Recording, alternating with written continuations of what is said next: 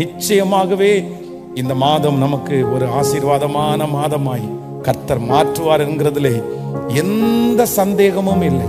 இந்த ஜெபம் ஆரம்பித்தது முதற்கொண்டு கர்த்தர் பேசிக்கொண்டே இருக்கிறார். இந்த மாதம் நமக்கு நிறைவான பல இடங்களை கர்த்தர் வைத்திருக்கிறார். ஆமேன் சொல்லுங்கள்.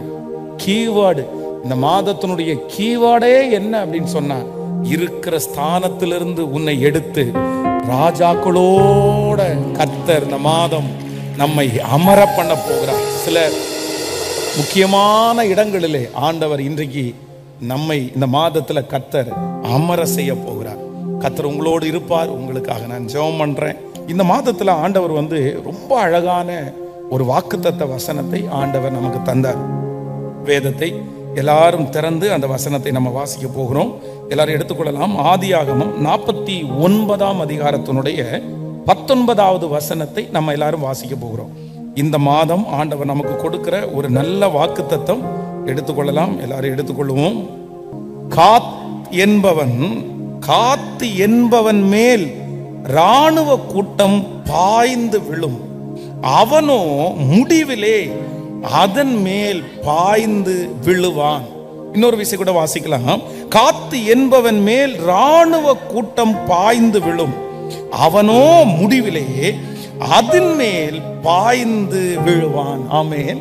கர்த்தருடைய பிள்ளைகளே, இந்த யாக்கோபை குறித்து நீங்கள் வேதத்தில் வாசிக்கும் போது தன்னுடைய பிள்ளைகளுக்கு பின்னாடி வருகிற அப்படின்னா இனி நடக்க போறது என்ன, நீங்க என்னவா இருக்க போறீங்க, ஆண்டவர் உங்களை எப்படியெல்லாம் நடத்த போகிறார் அப்படின்றதை தன்னுடைய அந்தியமை காலத்திலே தன்னுடைய கடைசி நாட்களிலே ஒவ்வொரு பிள்ளைகளுக்கும் அவருடைய கேரக்டர் எல்லாத்தையும் பார்த்து இந்த யாக்கோபு ஆசீர்வதிக்கிறார்.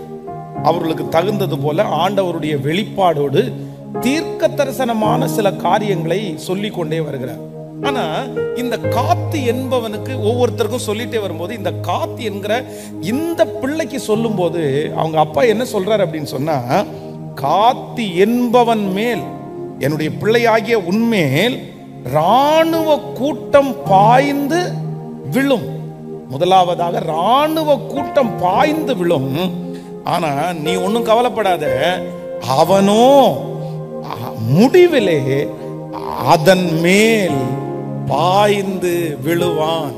அதான் உலகத்தில் உங்களுக்கு உபத்திரவம் உண்டு, ஆனாலும் திடன் கொள்ளுங்கள், நான் உலகத்தை ஜெயித்தேன். இந்த மாதம் ஆண்டவர் நமக்கு ஒரு அற்புதம் செய்ய போகிறார். எத்தனை பெரிய போராட்டங்கள் வேண்டுமென்றாலும் வரலாம், அவர்கள் ஜெயிக்கலாம். உங்களுக்கு விரோதமாய் எழும்புகிற கூட்டம், உங்களுக்கு விரோதமாய் வந்த கூட்டம் மிகப்பெரிய கூட்டமாய் இருக்கலாம். வேதம் சொல்லுகிறது, இங்கே காத்துக்கு விரோதமாய் எழும்பி வந்திருக்கிற கூட்டம் இராணுவ கூட்டம் அவனுக்கு விரோதமாய் எழும்பி நிற்கிறது. ஆனால் ஆரம்பத்திலே பயமா இருந்திருக்கலாம், ஆரம்பத்திலே ஒண்ணுமே இல்லாம இருக்கலாம். ஆனா வேதம் சொல்லுகிறது, முடிவிலே அவனோ அதன் மேல் பாய்ந்து விழுவான். இந்த வருஷத்திலே இத்தனை மாதங்களும் ஒருவேளை எதிரிகள் உங்கள் மேல் ஜெயம் எடுத்திருக்கலாம், பிரச்சனைகள் உங்கள் மேல் ஜெயம் எடுத்திருக்கலாம், பெரிய சத்துருடைய போராட்டங்கள் உங்கள் மேல் ஜெயம் எடுத்திருக்கலாம். அவங்களுக்கு விரோதமாய் நிற்கிறதுக்கு நீங்கள் பயந்திருக்கலாம், ஏன்னா அது ஒரு பெரிய பிரச்சனையா இருக்கலாம். ஆனா இந்த மாதம் ஆண்டவர் உங்களுக்கும் எனக்கும் தெளிவாய் கர்த்தர் வாக்கு கொடுக்கிறார். இந்த மாதம் நாம் அதன் மேல் ஜெயம் எடுக்கிற ஒரு மாதமாய் கர்த்தர் மாற்ற போகிறார். நம்மை அதன் மேல் பாய்ந்து கர்த்தர் விழப்பண்ண போகிறார். நீங்கள் அஞ்சி நின்ற, நீங்க பயப்பட்டு நின்ற, நீங்கள் எதிர்கொள்ளாமல் திணறிக்கொண்டு நின்ற, நீங்கள் இந்த காரியத்தை எப்படி முடிப்பேனோ என்று நீங்கள் கலங்கி நின்ற அந்த காரியத்துல கர்த்தர் சொல்கிறார், இல்ல, அவங்க அப்படியே செய்யறத பார்த்து சோர்ந்து போக வேண்டாம். நீங்க அதன் மேல் நிற்பதற்கு, நீங்க அதை ஜெயிக்கிறதற்கு ஆண்டவர் பலன் தருவேன் என்று கர்த்தர் வாக்கு கொடுக்கிறார். அப்போ இந்த காத்தின் மேல் தன்னுடைய தகப்பனார் வைத்த மிகப்பெரிய ஆசீர்வாதம் என்ன அப்படின்னு சொன்னா, முன்னாடி அப்படிதான் ஆரம்பத்துல உனக்கு விரோதமா இருக்கும், ஆரம்பத்துல உனக்கு விரோதமாய் யுத்தம் எழுப்பி நிற்பார்கள், இராணுவ கூட்டமே வந்து நிற்கும். ஆனால் ஒன்று, முடிவை பார்க்கும் போது அந்த இடத்துல அவர்கள் அல்ல, நீ அவர்கள் மேல் பாய்ந்து போகிறதை இந்த ஜனங்கள் எல்லாரும் கண்டு கொள்ளுவார்கள். இந்த பலிபீடத்திலிருந்து இந்த ஆகஸ்ட் மாதம் நான் தீர்க்க தரிசனமான வார்த்தையை சொல்லுகிறேன். ஆண்டவருடைய பிள்ளைகளே, இல்ல நான் ஒரு நாளாவது நான் ஜெயிக்க மாட்டேனா? இவ்வளவு பெரிய கூட்டம் என் மேல் வந்து நிற்கிறதே, நான் எப்படி ஜெயிப்பேன்? நான் ஜெயிக்கவே முடியாது. அவர்களுக்கு மேலாக ஒரு நாளாவது நான் நிக்கணும் அப்படின்னு உங்களுடைய மனசு சொல்லலாம். ஆனால் கர்த்தர் சொல்லுகிறார், நிச்சயமாய் ஒரு நாள் நீங்கள் அவர்களுக்கு மேலாக கர்த்தர் உங்களை நிற்க பண்ண போகிறார். அவர்களை பார்க்கலும் பராக்கிரமசாலிகளாய் கர்த்தர் நிற்க பண்ண போகிறார். அவர்களை பார்க்கலும் கர்த்தர் ஞானவான்களாய் நிற்க பண்ண போகிறார். எவ்வளவு பெரிய ராணுவ கூட்டம், எவ்வளவு பெரிய மனிதர்கள் வந்தாலும் கர்த்தர் சொல்கிறார், ஒரு நாள் அவர்களை ஜெயம் எடுக்கிறதற்கு நான் உன்னை அபிஷேகத்தினாலே நிரப்புவேன், கிருபையினாலே நிரப்புவேன்.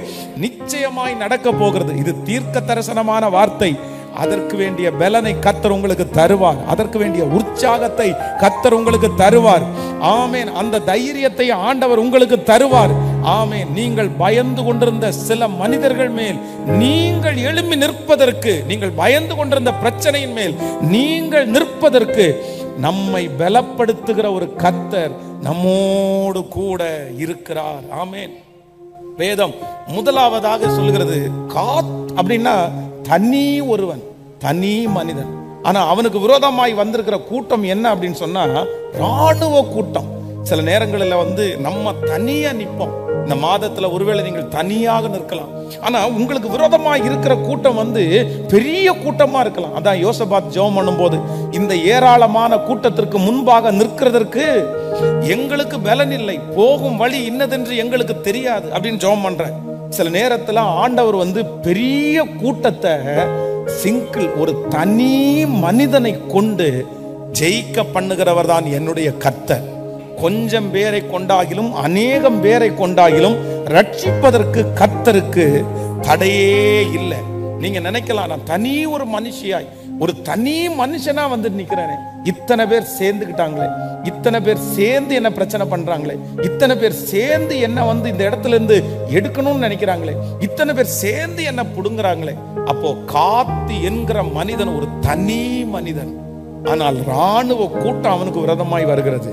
ஆனா வேதம் சொல்கிறது, இந்த தனி ஒரு மனிதனை கர்த்தர் தைரியப்படுத்தி அந்த ராணுவ கூட்டத்தை எதிர்த்து நிற்கிறதற்கு கர்த்தர் பலன் தரப்போகிறார். உங்க குடும்பத்துல கர்த்தர் உங்களை தனியாக நிற்க பண்ணுகிறார் என்று நீங்க கவலைப்படாதீங்க. ஆண்டவருக்கு உங்களை கொண்டு ராணுவத்தை ஜெயிப்பது கர்த்தருக்கு லேசான காரியம். நீங்க பக்கத்துல யாராவது வந்தா நல்லா இருக்கும், கூட யாராவது இருந்தா நல்லா இருக்கும், யாராவது ஒருத்தர் தட்டி கொடுத்தா நல்லா இருக்கும், யாராவது ஒருத்தர் என்கரேஜ் பண்ணா, யாராவது ஒருத்தர் பின்னாடி இருந்து சப்போர்ட் பண்ணா, இந்த மாதிரி எல்லாம் சில நேரத்துல மாமிசீக பிரகாரமாய் நம்ம நிறைய நேரத்துல யோசிப்போம். ஆனா அப்படி யோசிக்கவே வேண்டாம். ஆண்டவர் வந்து நம்ம ஒருத்தர் இருந்தா போதும், நம்மை கொண்டு எவ்வளவு பெரிய காரியத்தை வேண்டும் என்றாலும் கர்த்தர் இந்த மாதத்துல செய்ய போகிறது நிச்சயம். இந்த மாதம் நான் நம்புகிறேன் வெற்றியின் மாதம். இதுவரையிலும் சத்துரு பாய்ந்து வந்த மாதங்களா இருக்கலாம், ஆனால் இந்த மாதம் நீங்கள் அவர்கள் மேல் ஜெயம் எடுக்கிற மாதம், அவர்களுக்கு முன்பாக நிற்கிற மாதம்.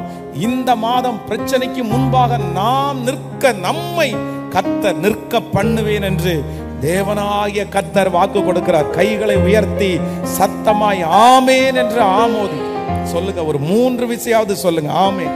கர்த்தாவே, இதுவரையிலும் என்னை மேற்கொண்ட, இதுவரையிலும் எனக்கு விரோதமாய் வந்த அத்தனை சக்திகளுக்கு முன்பாய் இந்த மாதம் நீர் என்னை நிற்க பண்ணுகிறதற்காய் சொல்லுங்கள். முழு பலத்தோட சொல்லுங்க. ஆண்டவரே, நீர் என்னை நிற்க பண்ணுகிறதற்காக ஆமேன். முடிவிலே அவன் அதன் மேல் பாய்வான். அந்த அபிஷேகத்தை கர்த்தர் எங்கள் மேல் வைக்கிறதற்காக நன்றி.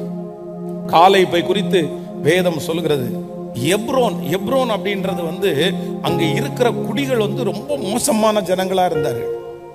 அந்த எப்ரோனுக்கு விரோதமாய் ஒரு நாடே எழும்பி வந்து அவங்கள மேற்கொள்வதற்காக யுத்தம் பண்ணுகிறார்கள். ஆனா அவர்களால முடியல. அதனால அவங்க பின்னாடி பேக் அடிச்சிட்டாங்க.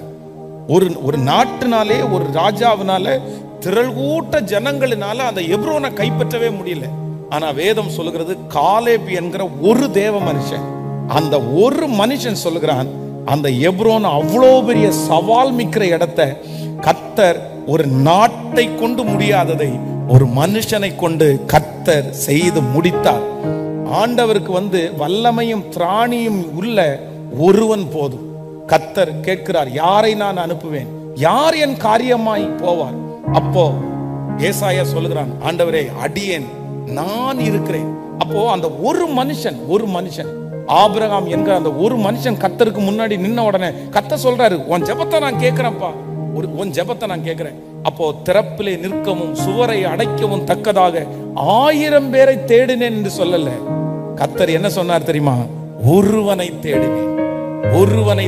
அப்போ ஆண்டவருடைய பிள்ளைகள் இந்த மாதத்துல ஒன்றை நீங்கள் நினைக்க வேண்டும், எனக்கு யாருமே இல்லை என்றாலும் என்னை கொண்டு கர்த்தர், இத்தனை நாட்களும் அல்லாதது என்னை கொண்டு கர்த்தர் செய்வார். ஆமென், ஹல்லேலூயா.